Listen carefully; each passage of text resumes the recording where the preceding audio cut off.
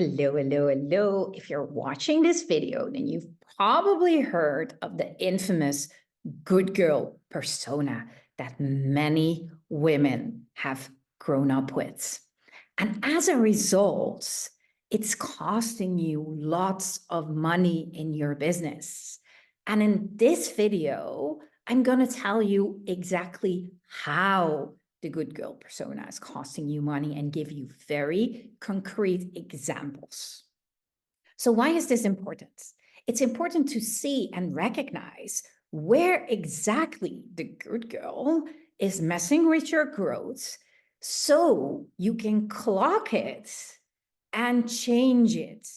Because if you cannot see it, you're blind to it. It's a blind spot. And basically, the good girl programming is running you instead of you calling the shots in your business.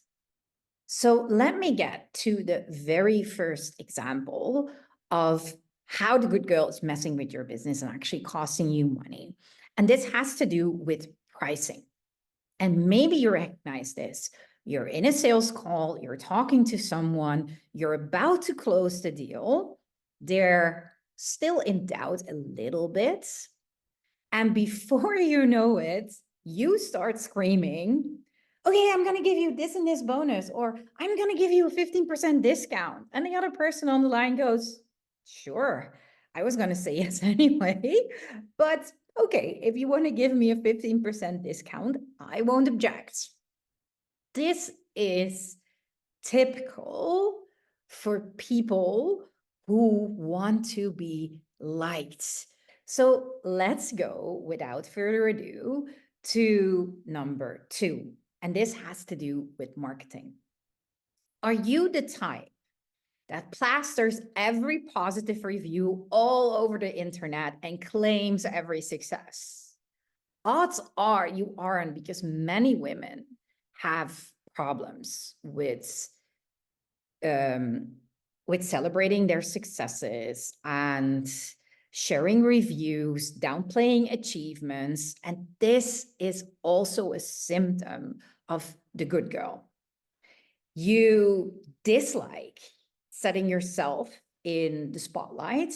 You dislike, and again, this is on a unconscious level, you dislike saying, ooh, I'm so good, standing out.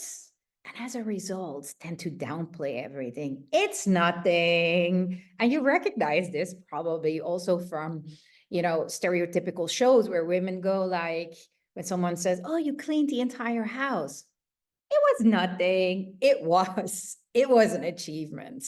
So maybe this is your second tick in the box where you think, let's see if you have number 3 as well.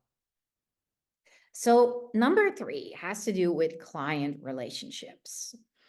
And this is for you if you have issues with boundaries, if you feel confrontations are very difficult, if you tend to excessively apologize at the most minor things that are going wrong in your business.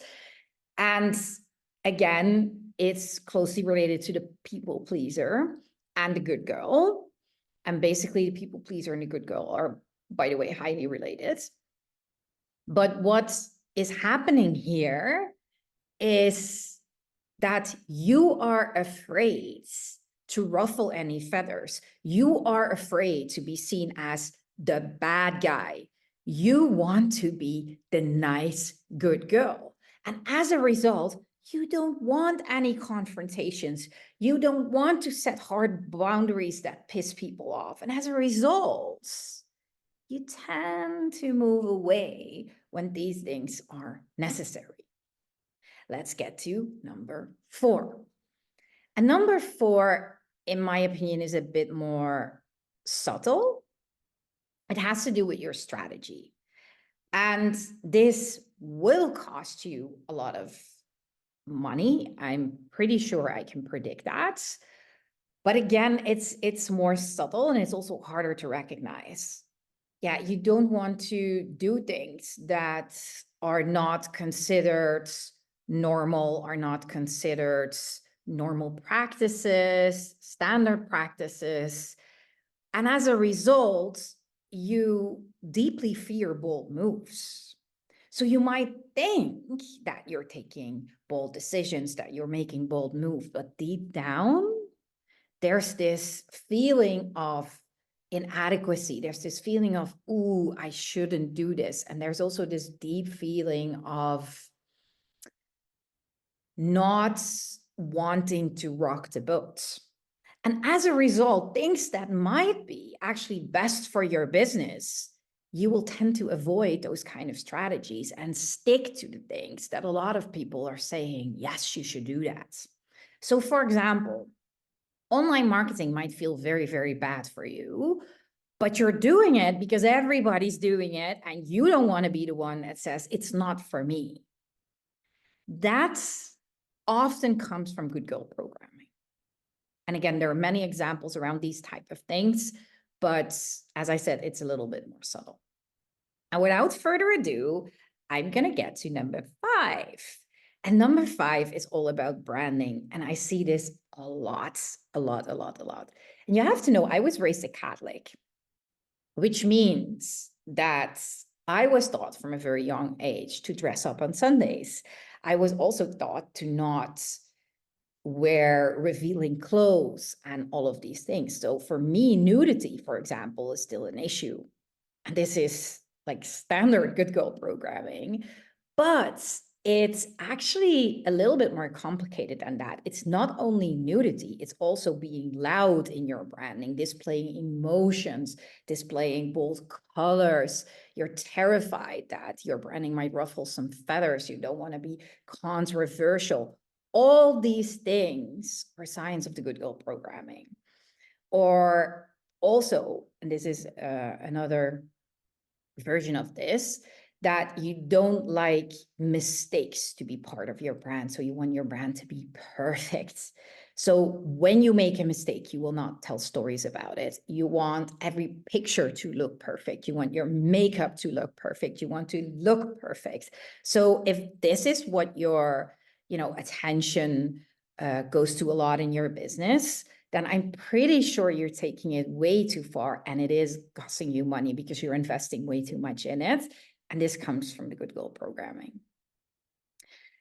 Honestly, I could go on and on and on with these kind of examples. I have at least 6 more, but I wanted to give you at least an idea of how prevalent the good girl programming is in our businesses and how much it's costing us. So if this is something that interests you, that you want to get rid of, I highly recommend some of my masterclasses or courses or my community that I highlighted in the show notes. And I wish you a very good day. This was Floor for Soulful Strategies for 10K months or beyond while being you.